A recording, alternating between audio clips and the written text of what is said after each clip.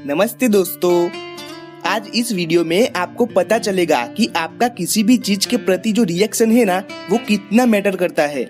हर कोई को ये पता होता है कि हम अपनी अलग अलग सिचुएशन में अलग अलग रिएक्शन देते हैं, जैसे कि गुस्सा हो जाना, दुखी हो जाना या फिर बहुत ही ज्यादा खुश हो जाना। किसी चीज को हम अपने रिएक्शन के बेस पर उससे 10 गुना ज्यादा देख सकते हैं।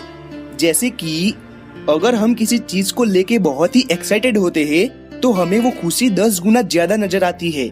बिल्कुल वैसे ही अगर हम अपनी प्रॉब्लम को लेके बहुत ज्यादा दुखी होते हैं तो वो प्रॉब्लम जितनी है उससे भी 10 गुना ज्यादा हमें लगती है। अब मैं आपको इसे एक स्टोरी से समझाता हूँ। एक लड़की थी जिसकी लाइफ में बहुत ही ज्यादा प्रॉब्लम्स थी। एक दिन वो उसके फादर को कहती है कि मेरी लाइफ में कुछ भी अच्छा नहीं चल रहा। जब भी किसी प्रॉब्लम को मैं सॉल्व करती हूँ तो दूसरी प्रॉब्लम बस मेरा इंतजार ही कर रही होती है। उसका फादर उसे किचन में ले जाता है, फिर वो 3 बाउल में पानी को भरता है और उन तीनों बाउल को गर्म करता है। जब वो पानी बहुत ही गर्म हो जाता है तब वो एक बाउल में पोटैटोस, दूसरे में एग्स और तीसरे बाउल में कॉफी बीन्स को डालता है। फिर 20 मिनट के बाद वो पोटैटोस और एग्स को अलग अलग बाउल में और कॉफी को एक कप में डालता है और फिर अपनी डॉटर को पूछता है कि तुमने क्या देखा। तो उसकी डॉटर बोलती है पोटैटोस, एग्स एंड कॉफी। फिर उसके फादर ने उसकी डॉटर को उन तीनों को टच करने को कहा। तो जब वो पोटैटोस को टच करती है तो वो महसूस करती है कि वो बहुत ही सॉफ्ट हो चुके हैं, और जब वो उस एग्स को तोड़ के अंदर दिखती है तो वो एग्स अंदर से बहुत ही सॉलिड बन चुके होते हैं। और लास्ट में उसका फादर उसे वो कॉफी पी जाने को कहता है। वो लड़की बहुत एक्साइटेड होके पूछती है कि इस सब का आखिर मतलब क्या है।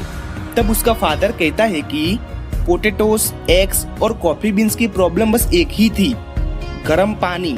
लेकिन उन तीनों ने अलग अलग तरीके से रिएक्ट किया।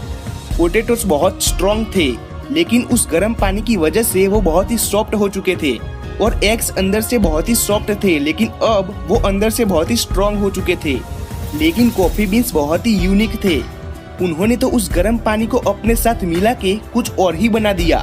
फिर उसने अपनी डॉटर को पूछा कि जब तुम्हारी लाइफ में कुछ प्रॉब्लम्स आती है तो तुम कैसे रिएक्ट करती हो, पोटैटोस या एग्स की तरह या फिर कॉफी की तरह। अब ये सेम सवाल मैं आपसे पूछता हूँ। अगर आपकी लाइफ में कोई प्रॉब्लम आती है ना, जैसे कि रिलेशनशिप प्रॉब्लम्स, करियर या स्टडी प्रॉब्लम, और अगर आप उस पोटैटोस की तरह सॉफ्ट हो जाते हो और टूट जाते हो ना, तो 100% आप अपनी प्रॉब्लम में बहुत ही ज्यादा दुखी हो जाते होगे और सब कुछ किस्मत के भरोसे छोड़ देते होगे। और अगर आप एक्स की तरह किसी भी प्रॉब्लम के बाद अंदर से बहुत ही स्ट्रॉन्ग हो जाते हो तो आप पक्का अपनी प्रॉब्लम में धीरज से काम लेते होगे और उसका सॉल्यूशन पर फोकस करते होगे। और प्रॉब्लम के बाद आपको सेटिस्फेक्शन मिलती होगी कि चलो ये मुसीबत तो गई। और अगर आप सबसे यूनिक तरीके से, यानी कि कॉफी की तरह अपने प्रॉब्लम में घुल मिल जाके कुछ अलग ही क्रिएट कर देते हो कि जो ज्यादातर कोई नहीं करता, तो आप अपने प्रॉब्लम को प्रॉब्लम नहीं लेकिन एक अपॉर्चुनिटी की तरह देखते होगे। जब भी आपको कोई प्रॉब्लम आती होगी तब आप उस प्रॉब्लम की गहराई में बिल्कुल डीपेस्ट लेवल पे जाके उस प्रॉब्लम से ही कोई ना कोई सॉल्यूशन फाइंड करते होगे, कि जो किसी के लिए भी बहुत ही मुश्किल होता है।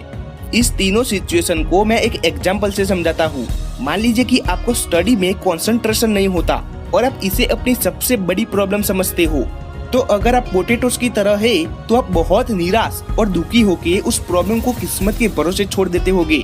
और अगर आप एक्स की तरह हो तो आप कंसंट्रेट करने का पूरा ट्राई करेंगे और चाहे कुछ भी हो जाए आप उस स्टडी को कंप्लीट करके ही रहोगे। चाहे 1 घंटे की स्टडी को 3 घंटे लेके भी कंप्लीट करना पड़ जाए। इससे आप उस प्रॉब्लम को जीत लोगे और अपना काम खत्म कर लोगे और आप स्ट्रॉन्ग भी बन जाओगे अंदर से। लेकिन अगर आप कॉफी की तरह हो तो आप उस प्रॉब्लम के अंदर तक जाओगे, जैसे कि क्या मुझ में रियल में कंसंट्रेशन की कमी है, तो आखिर मुझे गेम्स खेलने में या अपना कोई इंटरेस्टिंग काम करने में ये कमी क्यों महसूस नहीं होती। तो आपने उस प्रॉब्लम को डीपेस्ट लेवल में जाके वहीं से ही एक सॉल्यूशन को ले लिया कि मुझे मेरी स्टडी को इंटरेस्टिंग बनाना है, जिससे ये कमी हमेशा के लिए खत्म हो जाएगी। और तो और आपने स्टडी को इंटरेस्टिंग बना के कुछ अलग भी क्रिएट कर लिया। तो मेरा कहने का मतलब सिर्फ इतना है कि आपको अपनी प्रॉब्लम को प्रॉब्लम की तरह नहीं लेकिन एक अपॉर्चुनिटी की तरह दिखना चाहिए। तो आई होप कि आपको इस वीडियो से कुछ सीखने को मिला हो। तो लास्ट में एक छोटी सी रिक्वेस्ट, अगर आपको वीडियो पसंद आई तो लाइक कर दीजिए ताकि मैं भी मोटिवेटेड रह सकूं वीडियो बनाने के लिए। मैं इसी तरह एवरी वेडनेसडे और संडे को सेल्फ इम्प्रूवमेंट्स के वीडियो और बुक समरी लेकर आ जाता हूँ आप सबसे मिलने के लिए। तो तब तक के लिए खुश रहिए और अपने फैमिली को भी खुश रखिए। जय श्री कृष्णा।